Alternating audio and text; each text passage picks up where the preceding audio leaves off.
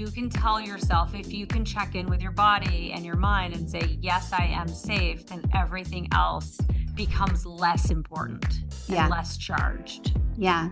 If we're worried about, dropping our kids off at school, there's a time and a place for us to actually spend time worrying about it, right? Like we're going to plan and we're going to do all the things, but we need to be in this moment, trusting that we're safe. We don't want to do hard. And our mind, that is discomfort. And we like to do everything the way we did it yesterday.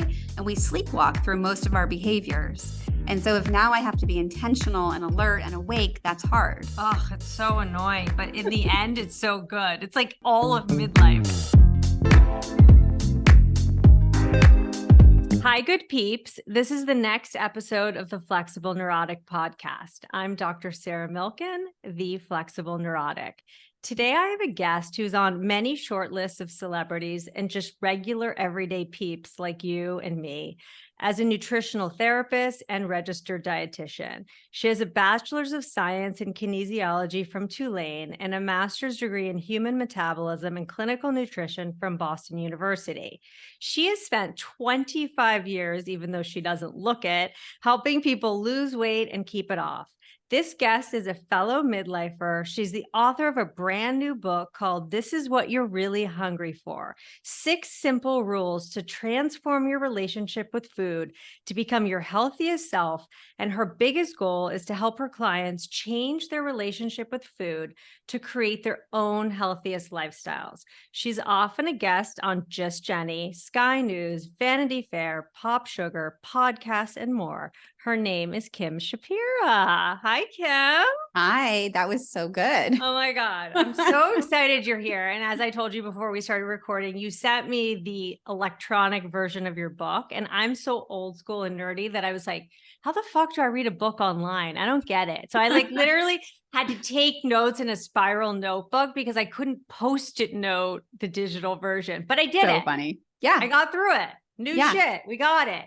So I'm so happy you're here. And basically, Kim believes that health is the goal, but people being triggered by life storms knock them off their journey. And Kim is here to help people stay on their journey. And we're going to get into it. You ready, Kim? I'm ready. I'm ready for it. So good. Okay. I'm already fucking sweating because I told you the air conditioning is like, I'll have to yell at my husband later. It's okay. The intention of this episode is to dig deep with our golden shit shovels. I'm sure you have a few. You have 3 daughters, which is a whole other story. 3 teenage girls. I have 1 and I can barely even handle that. And we're going to dig with their shovels to find out about the key components for weight loss while not torturing yourself and still enjoying food. We're going to talk food, lifestyle musts, and Kim's method using 6 simple rules. These 6 rules help people journey into a normal relationship with food, which improves their confidence, their health, and their well-being. And these rules are based in science, and Kim says they're simple. So let's see. So anyone listening to this podcast is probably on the menopause spectrum. Perimenopausal, menopausal, postmenopausal. And you and I both know, Kim, there's every expert in the world, every doctor in the world, all over social media, eat this, don't do that, do this, blah, blah, blah. And you're like, holy shit, where do I even start? But what I love about you is you kind of have a different perspective on the situation. You sort of incorporate science, client experience, and even your own personal experience with food, your addiction to shopping at one point. Yep. And so it's kind of not just like, this is what the science says, or this is what my grandma says. It's literally like science based on all your heavy research and education and based on real people coming into your office. Yeah. I mean, it all really does start from thinking I knew everything when I started my practice, right? So just like what we're hearing on every other podcast or anybody else kind of talking about it, do this and you will have this result. And when I started, I realized I really didn't know anything about what was going on inside of people's bodies or minds necessarily compared to how I knew food was affecting their body. And so it really made me take a step back and say, okay, in order to have people sustain weight loss, which is not something people talk about, really, like they talk about here, do this to lose weight, do this to get healthy, but we're not really talking about how do we stay there, right? And so I really had to dig deep. And it was at that point I started really recognizing my clients are totally eating the way that I shop. And it's for every emotion on the spectrum. Right. And I'm guilty of that too. I probably have the snacking problem and the shopping problem. My husband's like, what's happening here? And I'm yeah. like, well, shop pay is happening. I don't even have to type my credit card in anymore. Yeah. Yeah. It's true. But it really does come down to like, where is our mind? Yeah. I Yeah. love how you say that. Now, what about the word diet? Like, I know that like when I hear the word diet, like every fucking alarm in my body goes off. Cause once you tell me I can't have something, I'm not one of those good people who can just be like, okay, sure. I'm not going to eat sugar. Okay. I'm not going to eat starch or a bagel or whatever. Why do diets fail? Well, first of all, nobody can be restricted. Our mind doesn't feel safe in any restricted or constricted environment. And our mind's job is to help us survive every moment in the most pleasurable way. So if I said you can never have a piece of bread again, you immediately think, I'm just going to have one more. Or how long is this going to last? Right. So we have to change the way we think about food and diet. And the truth is, diet does not mean restriction. Somewhere it got lost in translation, but diet means lifestyle, the way that I live, the way that I eat. Right. And that's not, and then nothing about it is always the same or always perfect. I mean, I could be in Italy in one day, in North Carolina, and the next day I could be at the beach one day, and I could be, having Italian. Like nothing is the same. Right. Nothing is the same except me. And so I have to have a whole set of values that I take with me wherever I go. And that's just as simple as it is. So you don't call it cheating. Like, let's just say on a regular basis, you don't eat spaghetti and meatballs for dinner, right? You go to Italy. Is that considered a cheat meal for you, Kim? Is that considered like, how do you define that? I call it spaghetti and meatballs on a random night, and I call it normal eating. I call it normal. And I think normal is kind of triggering too and scary. And I think it's really important, and I hate to say it, but to normalize food, right? So I think of all food as a banana, and anything that has a calorie is a banana. And like, let's just say I said to you, here's a banana. What would you actually do if I handed you a banana? What would you do? I'd probably just put it down on the desk. Right. Somewhere you had a thought, why is Kim handing me a banana? And second, am I hungry for a banana? But you were mindful enough to recognize, I don't need a banana now, so I will put it here. Nobody just takes a banana and eats it. Everybody goes through this process when they are handed a banana. You really have to be hungry for a banana. So if we start thinking all food is a banana, then we start going through this process. Do I want a banana right now? How hungry am I? How much banana do I need? But if I think I'm going out for a girls' night and everybody's going to have wine and dessert, and I don't usually let myself do that, suddenly I'm sensationalizing food and it's something bigger than it really is. And I've been restricting. So now I have no power because I don't want to miss out. I have major FOMO.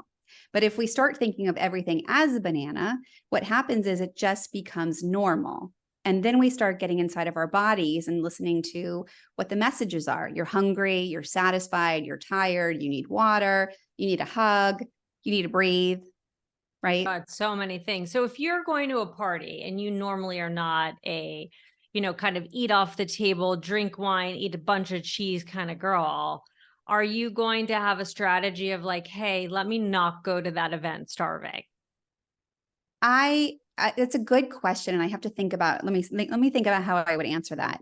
So again, I want to have seamless transitions, right? So instead of Monday through Friday, where I follow a certain type of eating plan, I want to eat the way that I want to eat Monday through Sunday. And I want to do it Monday morning at 9 a.m. all the way until I go to bed. I don't want it to be until 5 o'clock when I start thinking wine is a good idea, or I'm so excited that I get the kitchen to myself and my kids are asleep and now I'm entitled to eating because I was good all day, right? I want to have seamless transitions. So every moment rolls into the next. And what stays the same is my relationship to my body. What do I need right now? I see bananas everywhere in front of me. And that's great. I love bananas, but let me see what my body needs. And it's a bummer that I'm not hungry right now, but it's a good thing that that buffet of bananas isn't going anywhere. And so I'll have it later. And right now I'll socialize, because that's what the entertainment is. The entertainment is not the food in front of me. The food in front of me is fuel. See, and I love that you talk about that so much in your book, and we're going to get into that, but it's very hard for us to think of food as fuel because we're constantly thinking about like, what are we having for dinner? Who's going to be there? Where's the reservation? Will we get off the wait list for the reservation? And it's like all this hoopla about the food. And now it's like people look at pictures of the food online before they get there so they know what the meal is going to look like. And I'm like, oh my God, that's like, that takes it to a new level. Like my kids do that. They're Yeah. like, oh no, that like looks like a weird food place. I'm like, what are you even talking about? They're like, oh, we looked at the pictures. I'm like, Yeah. everybody's so fucking focused on the food here. Yeah.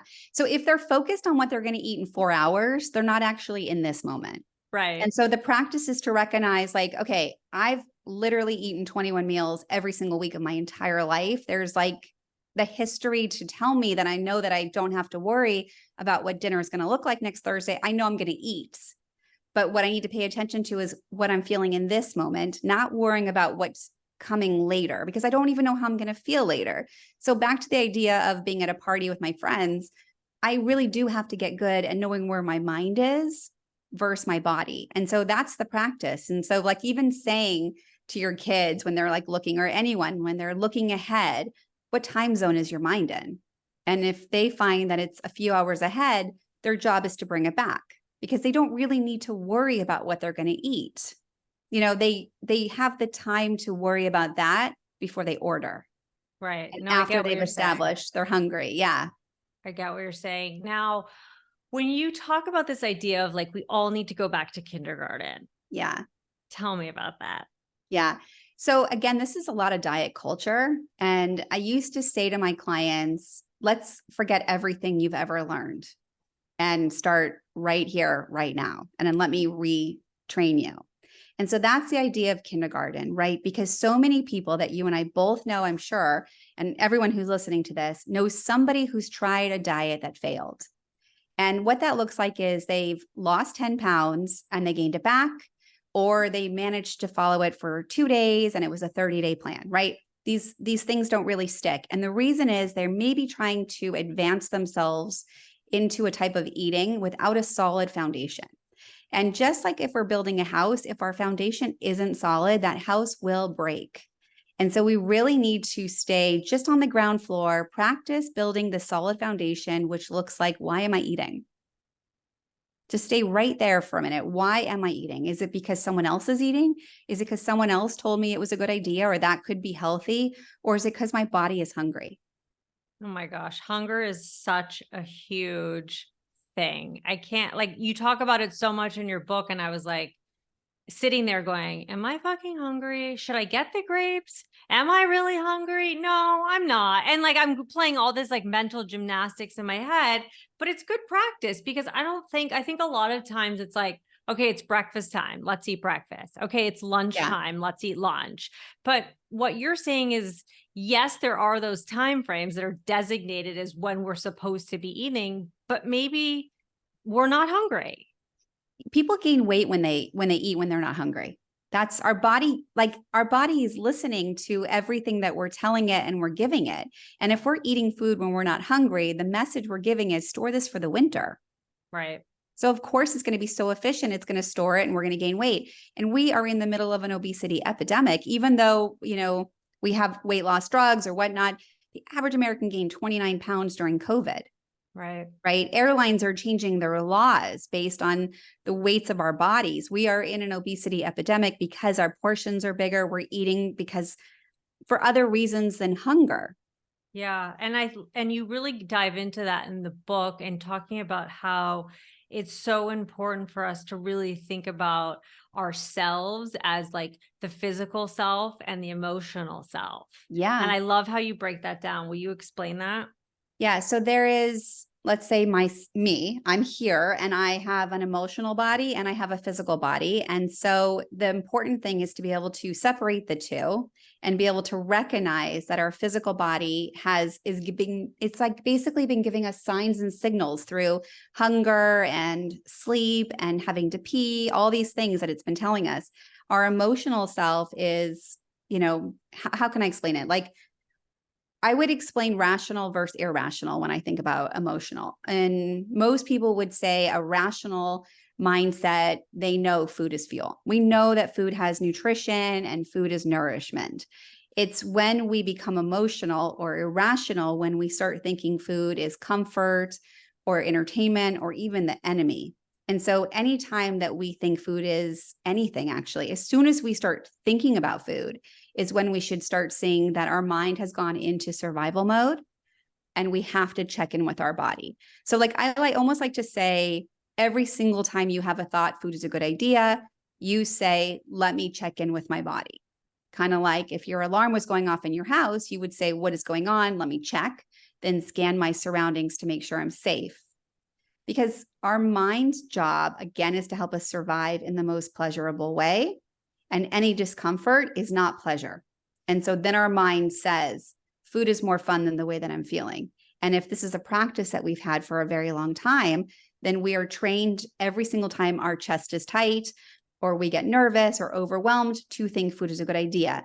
If we can get in the practice of separating our mind and body, and knowing where our mind is, making sure it's present in our body, then we can actually see what is going on in our body and what we need. So like if I said to you, what happens when you have the thought you have to pee? What do?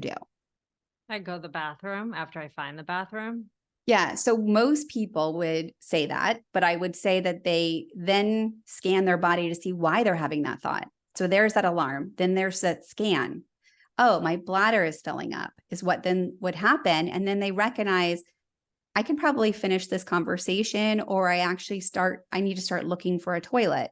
But most people don't wake up in the morning and think, shit, I'm going to have to pee 6 times today. Where the fuck is a toilet? Right. You're the midlife bladder. Right. But they totally don't freak out about it. Yeah. But they're going to have to pee 6 times today. Ugh. And sometimes it gets uncomfortable, but we totally forget it does. And hunger is also coming. It's going to happen. We're going to need to eat 5 or 6 times today. And we don't need to be stressed about it. We need to be in our body, trusting that the food is on every corner. Yeah, no, I like that because the whole idea, and I know you talk about this a lot in your book, it's like at the base of living, we want to know that we're safe. That's it. Are you fucking safe? Yeah. And if you can tell yourself, if you can check in with your body and your mind and say, yes, I am safe, then everything else becomes less important and less charged. Yeah.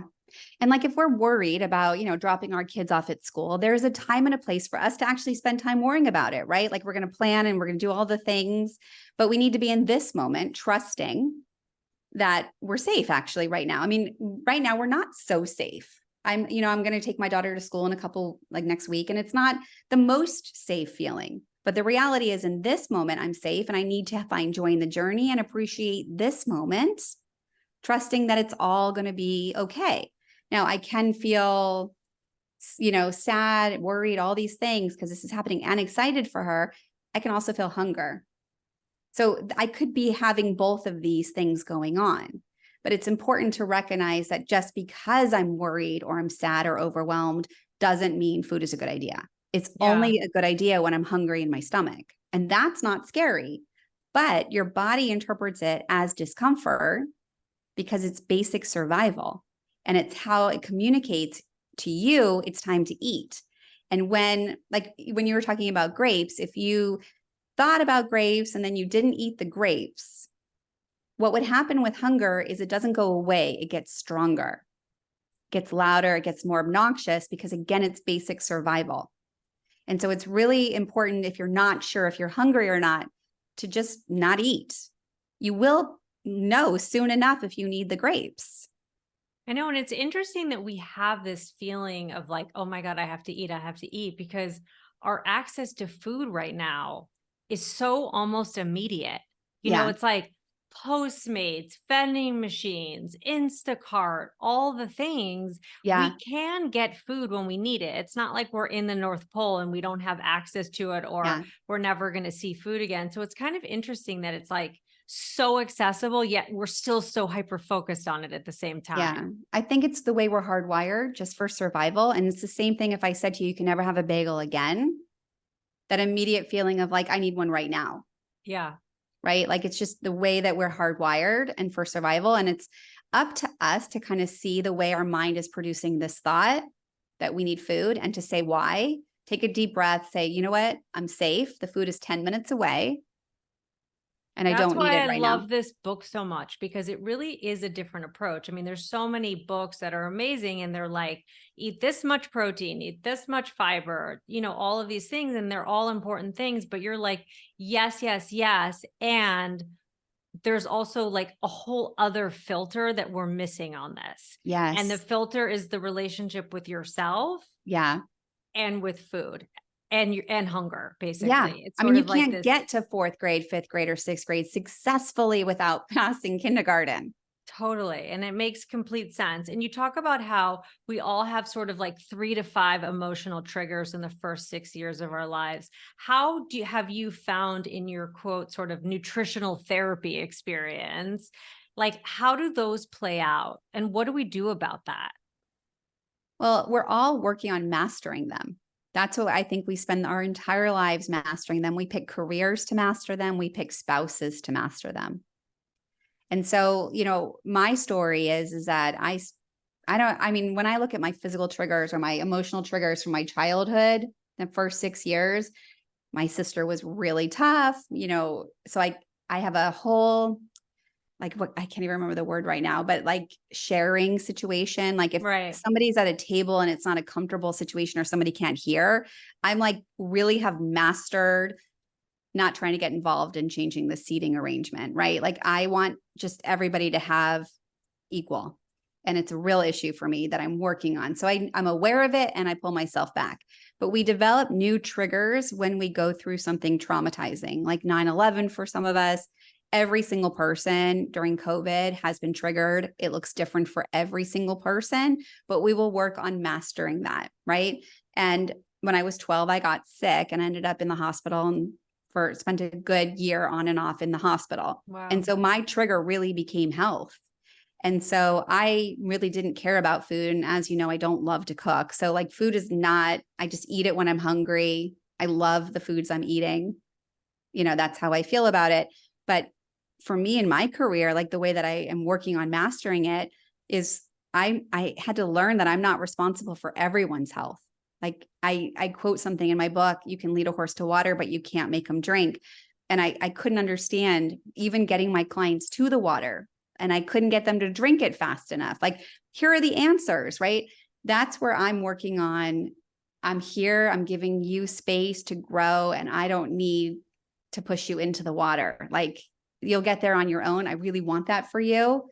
But that's how I'm mastering that particular trigger, right? Yeah, no, it's interesting because I think for all of us, I mean, it's for this platform and the midlife remix journey, as I call it, instead of the midlife crisis, there's a gap between like where you want to be and where you are now. And it's like all those little steps to get there. But the only person who can do that is you. Yeah. Yeah. But we have so many insecurities or so many things. Like I was just on my walk this morning thinking, God, I'm learning so much about myself anyway on a regular basis, but it's so hard to see myself so clearly. And the way that I'm coming off, or if I'm offending somebody, or if my intensity is too much and my intentions are so good, but maybe somebody is coming from a triggering place and they can't see it. So we do get in our own way and we don't see it. And I think just taking deep breaths and keep, moving, like don't stop. Like consistency is the key to everything. Right. Everything. And you say that there are 4 reasons why we eat. So let's go through them. First, you say we eat for emotional reasons. Yes. Do you want me to explain that? Yeah, we're going to go through each one quickly. Okay. So how can I explain that? So What happens when we're emotionally triggered is where we start thinking food is comfort, entertainment, or the party, or my best friend, right? And so this has been when somebody is emotionally triggered, and it could be because a phone call, a deadline, any situation could cause somebody to be emotionally triggered, and they rationalize eating whatever they're eating. Maybe it's because it says healthy on it, or low calorie, or their friend lost weight eating it. And these are emotional reasons, not hunger. Got it. Okay. So the next one was foods in front of us. Yeah. So we tend to eat 30% more food if it's in front of us. For instance, like every single restaurant, the chef prepares the same portion for every single person. Now, some of us are 5'2", some of us are 6'2", some of us are kids, some of us are men. You know, we're all different sizes. We're all coming into this meal at a different hunger level, and we're all served the exact same portion.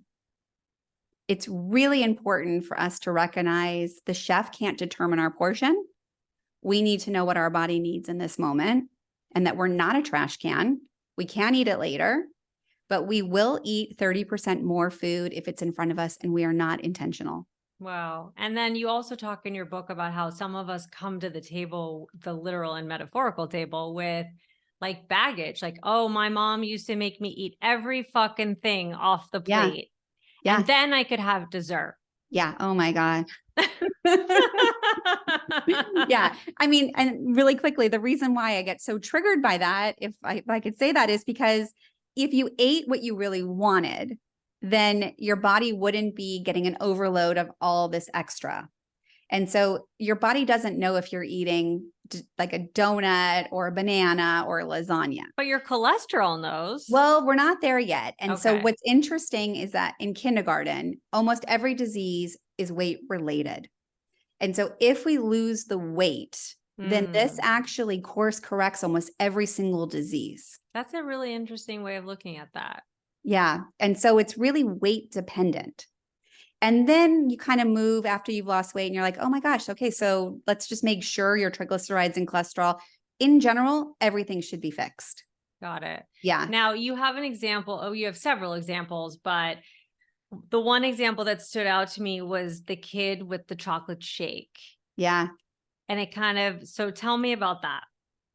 So in that particular case, this family went to a diner every Friday night and this kid always asked for a shake, and the parents were worried because the kid was overweight. And so the parents always said, no, you have to eat your hamburger and French fries. Now, I'm assuming that parents thought the hamburger and French fries was a healthy choice. And so if you eat your hamburger and French fries, then you can have the shake after. And so every week he would eat his hamburger and French fries just so he can have the shake. After a couple of weeks, they finally said, okay, let's just try it Kim's way. And they let the kid have the shake. And what ended up happening is the child found that the shake wasn't satisfying, which is exactly how I thought it would go. And the child never asked for the shake again. And so what was happening was the parent was actually causing part of the overweight problem because they were forcing them to eat something that they were rationalizing was a good idea. And because they were afraid that the shake wasn't a good idea. So after 2 weeks of getting what the kid wanted, they were like, oh, wait, this makes me feel like shit. And I'm still starving. So now I'm not going to have the shake again. Yeah, exactly. That's so interesting. It's such like it's like the whole food thing is such a mind fuck. Yeah. Yeah, it can be. It's like, it's tell very someone scary. you can't have something. They want it. It's like a whole thing. Yeah. It's like mental gymnastics. It's crazy. I always think you should just, if you're struggling, just tell them to have a little less and make sure they safely know it's just right there and hold for the next time they get hungry. Right. No, that makes sense. And what about cravings? So that's the third reason why, one of the reasons. And what happens is we have, our body stores sugar in the addiction center of our brain. And so we have physical withdrawals when we eat anything with sugar, and we get them about 12 to 24 hours after we've had something. And people are very heavily seduced by sugar. They think it's going to be such a great idea in their mouth. They cannot see past this. It's literally like a pulling, a need for it, and it's not real. It's just a physical withdrawal. And all you have to do is take some deep breaths, ignore it, and it goes away. It usually can take 3 or 4 days of avoiding sugar to absolutely get rid of all sugar cravings. I don't know how realistic it is to never have it. And the idea that you would never have it sounds terrible. But to be very aware that if you had a piece of birthday cake yesterday, there's a 100% chance that you will find yourself in your pantry the next day looking for something under every single rock. And just to be aware, you're not hungry. It's only because of the birthday cake the day before. And tell your mind you're safe and to get out of the pantry. Now, some people would say, well, if you have oatmeal for breakfast instead of a savory protein-filled breakfast, it's sort of like the same thing. It's Do not. you get into all of that? Yeah, it's not the same thing. I mean, sugar, any kind of white sugar is going to cause sugar cravings. So oatmeal is not a white sugar. Even though it's carby and it's more glycemic and Not at all the same. things. 100% not the reason. Yeah. Okay. Yeah. What about, okay, so physical hunger is the fourth reason, and that's your favorite reason. Why isn't everybody talking about hunger? I mean, because we don't even know if we're fucking hungry or not, because people are, some experts are like intermittent fast. And then other people are like, don't intermittent fast. And you're just like, what the fuck? I don't get it. Okay. So the reality is that it comes down to having a good quality of life, preventing disease, and being well. And the way we do it is we balance blood sugar. And we balance blood sugar by eating every 3 hours. This tells our body that we're safe. And so it helps us process all the foods we're eating. It helps us keep our blood sugar balanced. And when we eat every 3 hours and we eat as much as we need now, trusting we're going to eat again in 3 hours, our body gives up what is stored. If we overeat now, we won't be hungry in 3 hours, but we might eat something at lunch, but we weren't hungry for it. And we start this process of not having room in the tank, and our body stores it as fat. So we want to be really careful about making sure we're eating just as much as we need now, trusting we're going to eat again in 3 hours, allowing ourselves to get hungry, but not stay hungry. And most people will say hunger is very scary, and that's not true. Do you find that to sort of mitigate that potential fear of hunger, that if, let's say I came to you and I was like, no, but like, what if I'm like at my job and I'm going to get hungry? Like if I bring a snack with me, am I going to eat that snack? Or am I going to say to myself, you know what, I don't even need that snack because I'm safe and I know it's there. Like, what have you found? Yeah. So what if I said to you, you know what, you're going to work all day, you're going to have back-to-back meetings, and why don't you pee right now? So I'm not going to let you really go the rest of the day. That immediately becomes restrictive, constricting, and fearful. And the truth is that we can find a toilet when we need to. We trust we'll find a toilet, even though we have back-to-back meetings, it might get uncomfortable. So why can't we have food or snack available, trusting we're going to get hungry? Why do we have to prevent hunger from coming? It's coming. It's already coming. We already know historically you eat 3 to 5 times a day. I promise you on Tuesday next week, you still will need to eat. Same with Wednesday. So as long as you start gaining trust and recognizing I can have a bite, I can even eat while I'm on this podcast with you. Nothing is stopping me. We can have a snack. The best is, remember when we were younger and our kids would have these 2-hour pizza parties. And I remember my clients even saying like, I'm going to a party and there's going to be pizza. Oh my God, it's 2 hours. 2 hours. What are you doing before? What are you doing after? Like, can you socialize? Can you enjoy the environment you're in? Like, you can eat the pizza, but do you need the pizza? What is going on? Right. No, it makes sense. It's like when you pull yourself out and you zoom out from it, you're like, everything Kim says makes sense. But like in the moment, you become like, you have no idea what you're talking about or even thinking. So let's say we're like neurotic about it. That only means that our mind is somewhere other than this moment. And in this moment, I'm safe. I'm not even hungry. Got it. No, it's interesting. That's why I said, like, reading the book, I was like, do I want the grapes? Do I not need the grapes? Like, and then I started becoming like grape hyper focused. Yeah. So don't be hyper focused. That's the opposite. It was only because I was reading about it, and because I don't ask myself that much, like, am I hungry? Yeah. I have to like I have to sort of get my mind into that mode. It's an interesting thing because we do eat because shit is there. Yeah. Yes, we do. But here's what I want everyone to know. We have 60,000 thoughts a day. So our heart beats, our lungs breathe, our stomach digests. We are a self-regulating body that does all these things, right? Our mind produces thoughts in response to what we see, smell, feel, hear, and touch on purpose to help us survive. It's that simple. Our mind is going to give us ideas to help us have the most fun in this moment. Not every moment is fun. We don't have to have fun in every moment, but our mind is trying to make this moment fun. And we just have to say to our mind, we're okay. I'm okay that I'm slightly bored. Yeah, I'm okay. we none of us like discomfort. I mean, that's the bottom line on everything. Yeah. And if we think hunger is scary, oh boy. Oh my gosh. know. Whoa. Now let's talk about your 6 simple rules. Okay. So the first part you say before you get into the 6 rules is you got to figure out what your why is. Yeah. Tell me about the why situation. So most people will say, I'm here to lose weight for this event, or I want to lose 30 pounds because, my doctor said I should. And so I want to change the why from losing weight to keeping weight off and to having a normal relationship with food.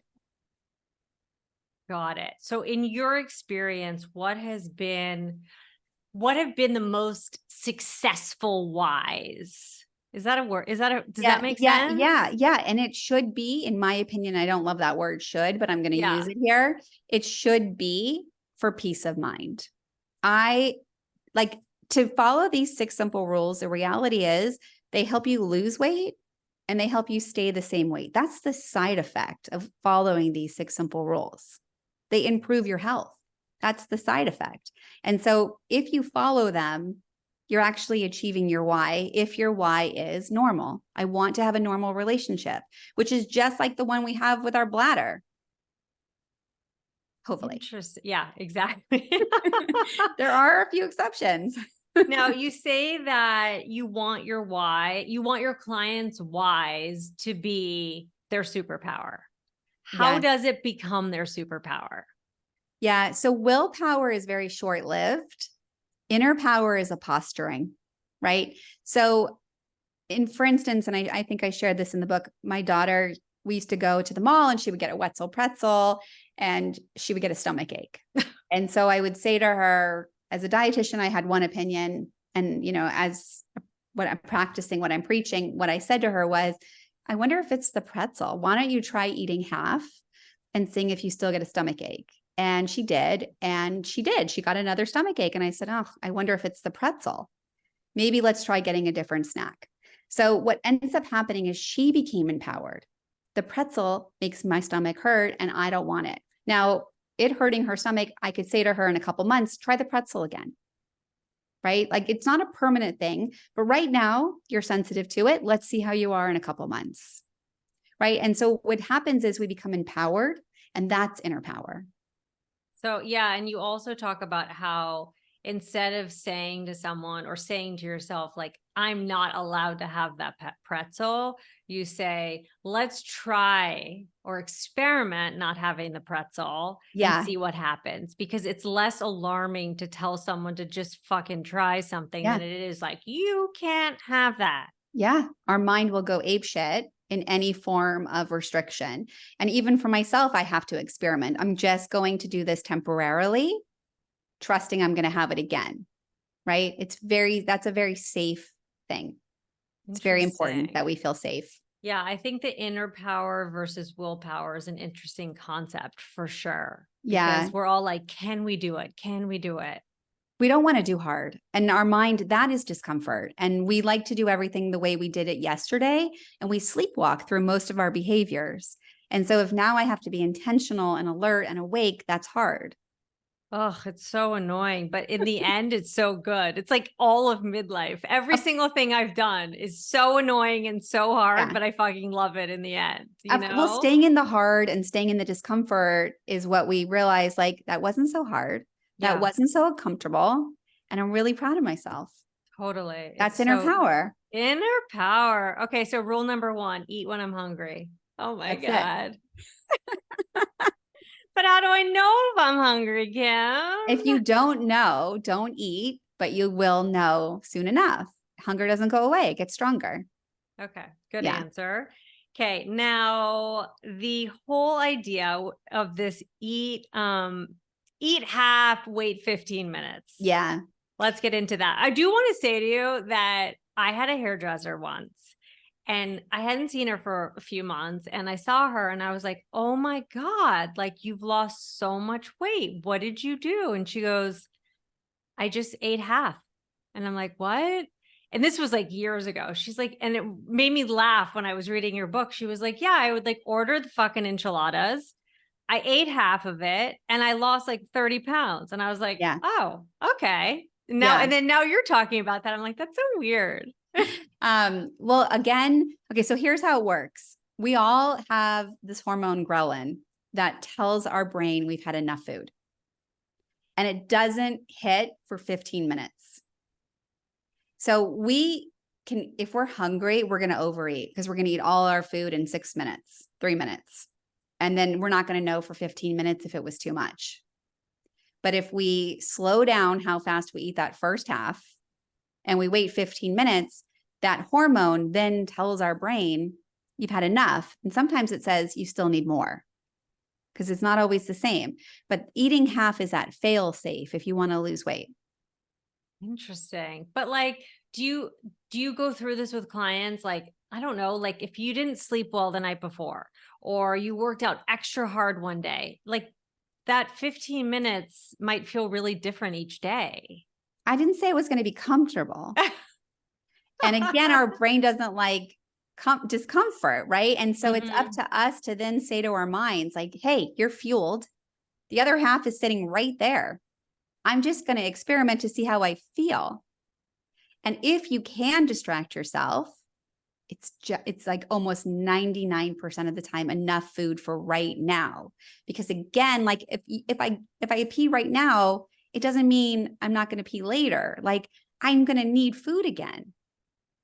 So I'm only eating what I need now, but I'm going to eat again. I might eat again in 2 hours. I might eat again in 3 hours. If I eat and I'm not hungry for 4 or 5 hours, I overeat. You want to be hungry every 3 hours. Interesting. Okay. And then you say, I like how you say that you have your clients repeat this mantra like 10 times when they're triggered and they're like, fuck, am I hungry? I don't know what's happening. And you basically say, I have everything I need inside of me to survive this moment. Yeah, that's inner power. That's what I'm going to be saying when I'm dropping my son off in You're college. right. It's true. And again, like that's so posturing, like the opposite of willpower. Like willpower is like, I need a little bit of everything to survive this moment. We have everything we need in us to survive this moment. So hard. I know we're not going to like all the moments. I know. Rule number 2, eat what you love. Okay. That can be kind of confusing. So break that down for us. Okay. So it's eat what you love, but make sure the food loves you back. So again, this is the pretzel for my daughter, right? So she loves the pretzel, but the pretzel didn't love her back. And so anything that causes like headache, problems with your eyes, your nose running, clearing your throat, heartburn, burping, bloating, nausea, stomach aches, sour stomach, diarrhea, constipation, joint pain, things like that, they don't love you back. Right. Okay, but what if I eat macaroni and cheese and I don't get a stomach ache and I'm like, oh my God, I love that. Then whoever's been telling you it's bad has been lying. So I am completely lactose intolerant.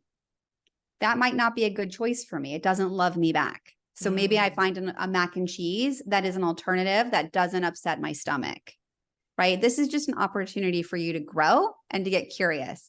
I have a client who was saying to me, I really just love apples and peanut butter as a snack. And I'm like, okay, is there anything else you'll eat? And he said, well, why? That's what I like. And I said, okay, but I'm picturing a supermarket and like apples and peanut butter are like 1/1000th of an entire supermarket. Like you're not even looking at how many other things you can have, right? So you can love mac and cheese, but do you have to have it? Like I love Hawaii, but I don't need to be there right now. Right. So you can love it, but not have to have it all the time. Yeah. And find alternatives that agree with your body, because ultimately our job is like my job is to make you feel, or for you to feel well. See, I'm still mastering it. Yeah, no, Yeah. we all, I mean, honestly, we all are. Okay, so we talked about the chocolate shake. We talked about the banana. And let's talk about the Lucky Charms. You said you almost called your book Eat the Lucky Charms for breakfast. Yeah, why you should eat the Lucky Charms for Oh, breakfast. why you should eat the Lucky Charms for breakfast. And why is that? So you can see if they agree with your body or not. We can say it's, why you should have mac and cheese for breakfast or not. It's just basically to see the food that you've been restricting or thinking is bad. Is it bad for you? Is it making you sick? And it could 100% not agree with you, but it's more important for you to have the Lucky Charms and recognize I don't really like Lucky Charms. I don't really want that shake. That's not Or if satisfying. you eat, I guess if you eat the Lucky Charms and maybe you don't get sick from it, but you're hungry in 20 minutes. Right. There's a lot of things. Yeah, that's not loving you back either. Right. And so you figuring out what's satisfying to you is more important. Yeah. So if your client said to you, I want to eat Lucky Charms every day for breakfast, would you be okay with that? I would. And I would tell them to have a small bowl and start with half and see how they feel. Okay. Yeah. Yeah. And I can pretty much guarantee how that's going to go. Tell us. I don't think that they will end up seeing it as a love affair, and they will start craving in their mind something that is more like substantial. Right. So like they might want to add vegetables or eggs or toast. I could see that would change a lot for them. But I had one client who was pretty much verbally assaulted in her house every time she wanted a pastry or something sweet by her husband. And so I said, go for it. You have permission to eat anything you want. And so she just ate pastries for breakfast, lunch, and dinner. She lost 10 pounds. Oh my God. And she was completely flabbergasted because she was eating chocolate croissants and foods that she had never allowed herself to eat. And so she was thrilled that she had lost weight. And after about 3 weeks of eating the pastries nonstop, she decided she was ready for something heartier that was more satisfying. And I'm pretty much sure she's never gone back to pastries. Wow. And what did her husband have to say during that whole time? He had to bite his tongue. I told him he wasn't allowed to police her. Oh my God. It's so complicated. Okay. I know. But 3 weeks of pastries or a lifetime of binging on them. No, it makes complete sense. Okay. Rule number 3, eat without distractions. That's so hard. Yeah. So we have to put away all the things that are in front of us, the physical distractions. Food is really, really, really, really boring. We love food. It is fuel, but we don't want to be alone with it. Yeah. And so the challenge is just sit and be with your food, taste your food, enjoy your food. And what you're going to find is your hand is already readying the next bite, even while you're chewing food. We have a really hard time being with our food. And this isn't a permanent thing. You don't have to, stay away from distractions. Family can be distractions, lots of things, but you have to get mindful. You have to kind of see, why am I putting that next bite in my mouth before I'm even done with this bite? So where's the reward? Yeah. And you say you should put your fork down? You should put your fork down. You should chew your food a little longer than you think necessary, because you're in a relationship with your body and your body needs your mouth to break down the food to get the vitamins in the food. And what about leaving the glass of water on the kitchen counter? That kind of piqued my interest a little bit. Yeah. People do a lot of walk-bys, like where they go in and they grab grapes and they might rationalize they're healthy. I'm not sure. For a lot of reasons. They're bored, they're tired, they're stressed. And so I like the idea of everybody putting a pitcher of water with a pretty glass on the counter and creating a new habit that every time they walk into the kitchen, they start with water. It puts space between the thought to eat and the action to eat. I know. My husband said to me, he goes, I realized when I actually thought about it, I probably had 3 handfuls of cashews. Yeah. He's like, I didn't even need to eat those cashews. Yeah. And we all have them. Yeah. and we rationalize them. It's Or almost maybe like we're the not aware. kitchen should be like in a different floor than the main floor that you're on all the time. You know what I mean? It like needs to be in its own basement or something. Yeah, that sounds like a great Right? idea. If everybody had the ability to have that, that'd be Yeah, awesome. exactly. It's like the kitchen just like can't be near me. Oh my God. Okay. Rule number 4, 10,000 steps. Oh my God. That gives me like a panic attack. Yeah. So then the average American gets between 3,000 and 4,000. So even if we're getting 7,000, we're doing great. And Okay. this is like supposed to be about progress. This is not supposed to be about perfection. And you ultimately do want to have those 10,000 steps. You want to be active. You want to move your body. We have a lot of stress. We have a lot of things that need to be moved. And we do that through moving our body and through breathing. So 7,000 steps helps people like decrease their risk of sudden death by 50%. It also lowers your risk of Alzheimer's and tons of other diseases. But 10,000 steps is really important for maintaining your weight. And ultimately, that's what we all want. Now, is a step like if you're wearing a Fitbit or some kind of wearable and you do a weight workout, are those are part of those movements It's a good considered question. steps? Yeah, I it's a don't good know. question. It 'Cause shouldn't I'm really not be walking steps. 10,000 steps. Like, I mean, isn't 10,000 steps like 5 miles? It's 5 miles. Yeah. So no, the weights are included, right? Like anytime I move my hands, I'm stepping. It's just Got it. the way we're using steps is not great. The word, but move 10,000 times. Because I'm like, God, I hope I do. Because I mean, if you think about it, walking 5 miles takes unless you're like really fast, it takes a long time. And unless you're like willing to commit that kind of time every single day to walk 5 miles, it sounds like a lot. It's a very important part of taking care of you, doing something every day to, have that time. Yes, we need it. Okay. We need it. Rule number 5, water. Well, it's a way that we detox, just talking, breathing, sleeping, pooping, urinating, we lose water. And if we don't drink enough, it basically our body stores fat and toxins. So it's a way to help our inflammation. It's a way to help our body lose weight. It's really good for every single organ. Now, what are your thoughts on adding things to water? Because some people say, well, if you drink water at a certain point, it's not really hydrating enough. You should have electrolytes, or you add like sea salt or whatever to the water, so it has some kind of mineral capacity. What are your thoughts on that? I think every body is totally different. And some people have a hard time absorbing water. And if you eat a high protein diet, you're not going to be able to absorb water. So you definitely need to be adding salt. So minerals are important for people who are not getting them. And if we're having a hard time absorbing water, and it depends, like if you're living in Arizona and it's 110, every minute of the day, or 120, you're going to need help absorbing water and drinking, making sure you're getting enough water, right? So it really is dependent on what's going on in your particular case. In general, we can get water from the foods we're eating, from the sodas or coffee or soups, but those are not what I would count as water.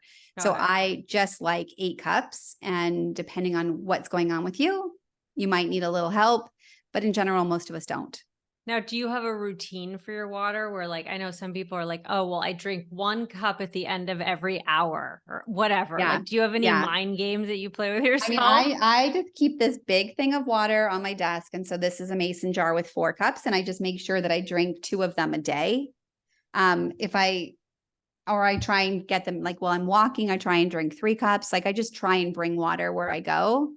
It's definitely not an easy thing to do, but I think making sure that you have a plan and being consistent. So yeah, consistency. Okay. Rule number 6, sleep. That is like, oh my God.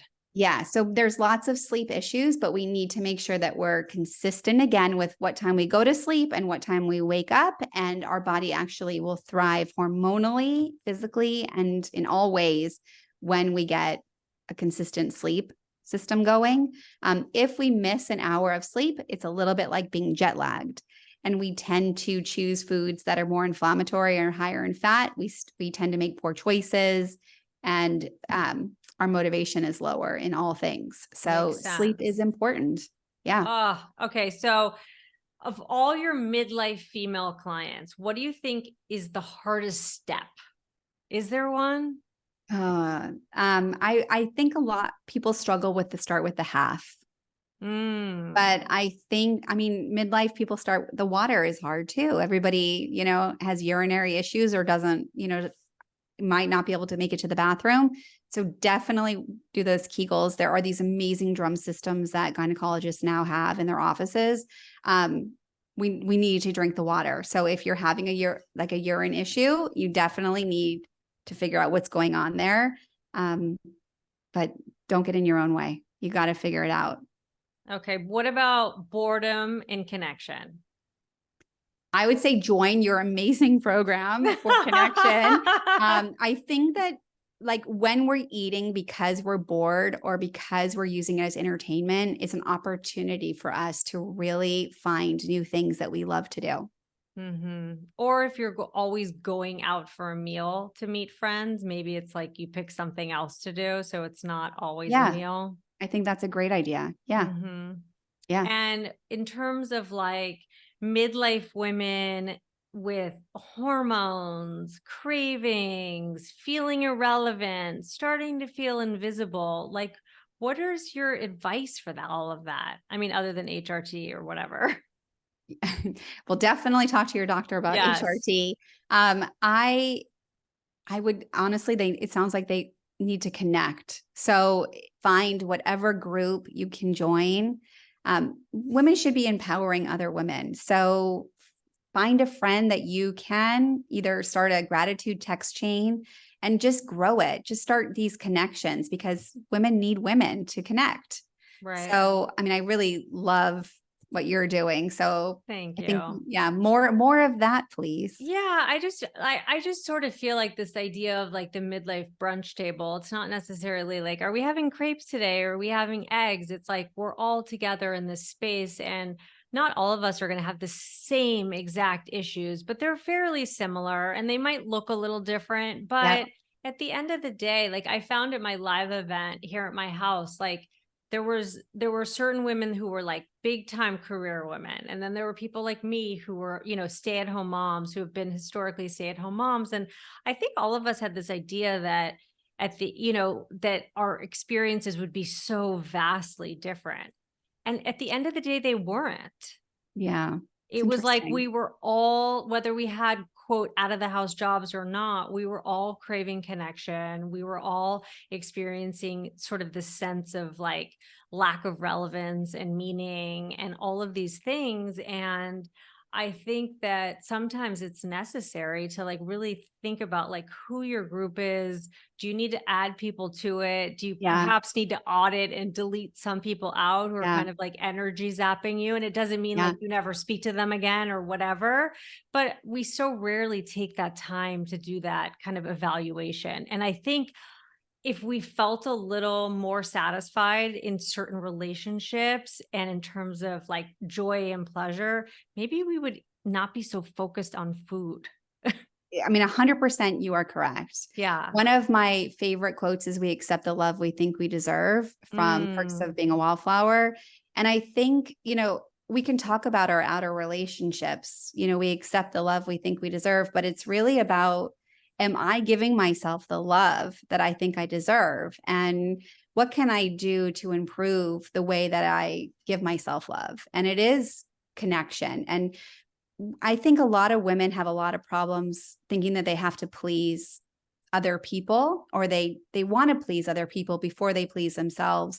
And I'm all about first please yourself so you're available to everybody else. And there's nothing selfish about taking care of your body. It's the opposite. So I think that would be a great place to start, is be a little bit more selfish. Yeah, I'd say I have this thing where I'm like, okay, in midlife self-obsession is approved. It's not narcissistic. It's none of those things. It's like we have spent so long taking care of kids and spouses or jobs or whatever that it gets to a point in your life where you're like, okay, this is like me time right now. Yeah. Yeah. It's shocking. I hear a lot of clients say I have meetings that require me to meet for drinks.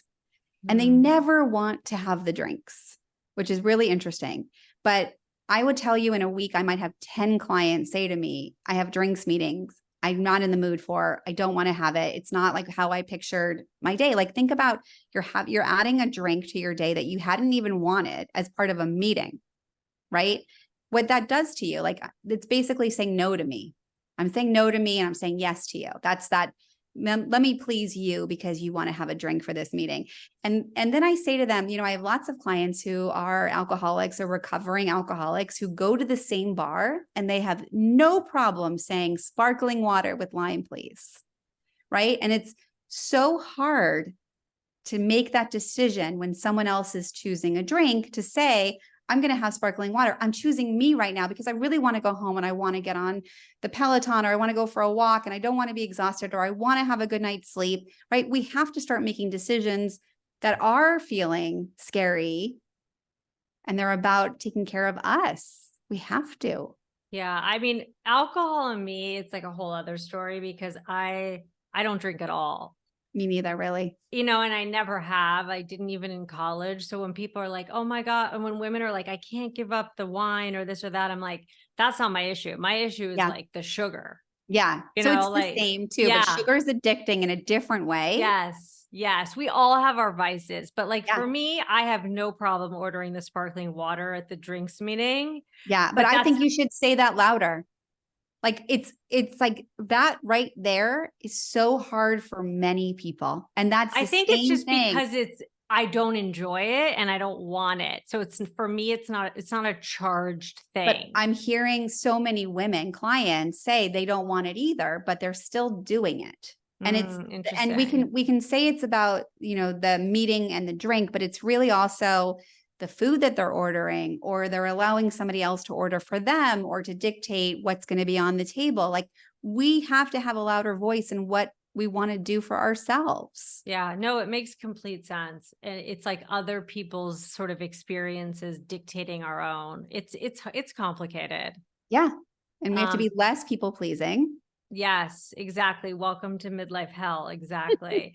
Okay. Now, what about, I heard you talk on a couple podcasts about, you know, women who are in your practice, like antidepressants, or the women taking, like doing the Ozempic and the Wegovy or whatever, like what, and I know you're not super anti it because you have this mindset of like, people need to do what they need to do. So where does that fit into your whole scope? Again, I'm all about sustainability. Okay. So even if you said to me, like, I'm eating a high protein diet, I'm definitely not for that. What I want to do is open your mind to more. What more can we do? And how can I make you feel safe? Right. The Ozempic is here. So we're going to just accept that it's here. And now I'm going to help you open your mind to, if you don't change, it was for nothing. Right. So I just kind of like to meet people where they're at and open their mind. We have to change. We have to change, and change is hard, and our mind doesn't like hard, and we're going to do it anyway. Yeah, no, it's true. It's true. And you say that, because I mean, you basically say in the book that taking medications is not going to negate bad lifestyle choices. So like, yeah, you might be quote thinner, but I don't know, maybe you're not drinking enough water, or you have all these other issues, or you're, what is it called? Skinny fat. Yeah. Yeah. You know, where you have a really high, you know, you don't have enough muscle mass, but you're super skinny. And that's a problem. You can also be skinny constipated. You can also be skinny with heartburn. You can also be, you know, all these other issues. So again, you have to have that solid foundation so you can advance. So if somebody comes to you and says, oh my gosh, Kim, I've read all this research on intermittent fasting, you're like, I don't care. I mean, I am like, okay, I'm going to try not to roll my eyes here, you know, for real. But the reality is we all have this human body that definitely needs to sleep. And so we shouldn't be eating 3 to 4 hours before we go to bed. Mm-hmm. And then we're going to sleep for 7 to 9 hours. And then we should get up and we should be hungry. That's already a fast. Right. So that's like a 12-hour fast versus like the 16 or 18. Yeah. I mean, yeah. And so I've had lots of clients say I'm doing the intermittent fasting, and I ran out of time with my cutoff time. So I just went to Starbucks and I grabbed, you know, some biscottis and like a cupcake or like a muffin. Right. Right. So what lessons are you learning there? Well, I guess you sort of feel like maybe you're turning down the inflammation by the intermittent fasting, I'm but not then sure. I don't know, then you're adding it back in somewhere I'm not else. sure. So it's right. So I don't know. I'm Oh not my sure. God.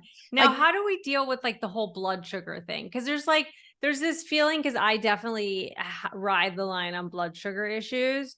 Um, there's that feeling of like I'm hungry, and there's that feeling of like I feel kind of shaky and weird. yeah, yeah, yeah. So you're having low blood sugar, a little hypoglycemic, but Yeah, not physically hungry. right. So there are actually little glucose tabs that you can get at the pharmacy that are like kind of like little Mentos Yeah, I've candy. seen those. Yeah, I don't know those what they are. they have like 7 to 8 grams of glucose, which basically give you some sort of sugar for your bloodstream, so you're not having hypoglycemia. So that's one way, because you're not needing food, but you are Right. needing sugar. So basically, our liver is what spits out sugar 24 hours a day. We have about a teaspoon at all times going through our system. We have a system in our liver called a glucostat. So it's kind of monitoring our glucose. And in order for it to be safe and to give up what is stored, this is what needs food or fuel every 3 hours. And Hmm. so if you're on the low blood sugar spectrum and having hypoglycemia, you do want to balance your food with some protein and fat. So making sure that you're having your food last a little longer and holding you a little bit longer. But if you're having low blood sugar, you need to eat a little bit of carbohydrate. Interesting. Okay. Yeah. Because I feel like a lot of women in this sort of age zone, midlife zone, are becoming insulin resistant. Yeah. And that is usually because they're in high stress, their hormones are changing all over the place. They're not sleeping well, and our body detects not sleeping as stress. It screws up our adrenal hormones, which is, estrogen, testosterone, and progesterone. So it just becomes this futile cycle. And then we start metabolizing sugars differently. And that's where we're insulin resistant. So do you find that a lot of your clients, based on their medical providers, get a lot of benefit from, let's say, an HRT or something like that, to kind of get everything baseline before they're making all these lifestyle changes? Like, do you find they go hand in hand? Yeah. I mean, I am a huge supplement fan. I think sometimes we need support. A lot of times we need support. It's temporary. So, HRT prevents disease later. So we really need to make sure that we're balanced. A lot of people are terrified of it and should probably ask 3 or 4 of their different doctor friends or Right. doctors in their life to see what they think. I think HRT is so important. Even if you're a cancer survivor, I think that you need to really do your due diligence and see what the research is. I think that's one way of getting really good support. So much of our extra anxiety or Yeah. sleeplessness or weight is related to our hormone imbalance and change. Yeah, because I would think that if you're sort of like this spraying fire hose of being all over the place, that it's sometimes hard to sort of enact and do those lifestyle changes if you just feel like a hot mess all the time. I mean, Yeah, for me, I'm on birth control pills. That's not great either, but it is estrogen, it and is. I'm Yeah. not a hot mess all the time. I mean, maybe sometimes, but not all the Yeah. time. So it does make it easier for me to like get out of bed in the morning, do the dumb fucking weights, Yeah. do all the things I I'm mean, we supposed to be really doing. need the dumb fucking weights. I mean, Oh, we're aging and we need that muscle. We really need it. So, like, you need to be getting up and you need to be doing it. So, again, this idea of consistency, if we're inflamed and if we're not sleeping, we're having lower motivation. And I'm just going to like remind you to do it anyway. Like, you may not want to do it. You got to do it anyway. There has we to make be, our kids do shit they don't want to do, right? got to do Take it. this test, do that, take this extra class, Yeah. like You got to play do it. soccer. Oh, Yeah. But do it in the way that you love to do it, but get it yeah. done. Do it. Okay, getting it done. Okay, so I heard you talk about how that the best way to start this journey is to talk to your 10-year-old self and your current self. Tell me about that. So, I mean, I often think about my younger self and what she would need. And, I try and like really I think about that, and wow, I want to let her know how loved she is and how taken care of she is. But then even going forward and talking to your older self, what would she say to your current self? And what advice would she give you? And I think that's equally as important as going back, as going forward and recognizing like, I'm okay where I am. I see where I'm going. And I want to take great care in making sure I'm doing that. I'm following through, but also talking to your older self and your older self saying, do this. This is what you need to do. Like have this conversation, maybe write a letter from your older self to yourself now. So, no, I love all of that. And I think part of that too is a version of that is, it's like you look at your parents and you're like, okay, where did they not know enough? Where could they have done more?